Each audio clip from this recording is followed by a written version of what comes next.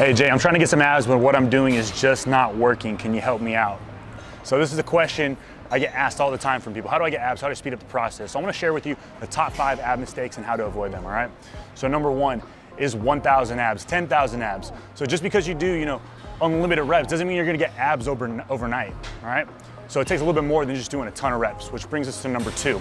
Only doing ab exercises if you want abs. Don't forget, right? Your abs are there, right? Usually it's a layer of fat covering them, right? So you need to be doing cardio if you want to get 6-pack abs. Number 3, ignoring nutrition. So yeah, maybe you get your training right and you're training abs and you're doing cardio, but if you don't correct your nutrition, you're not going to get the desired results that you're looking for.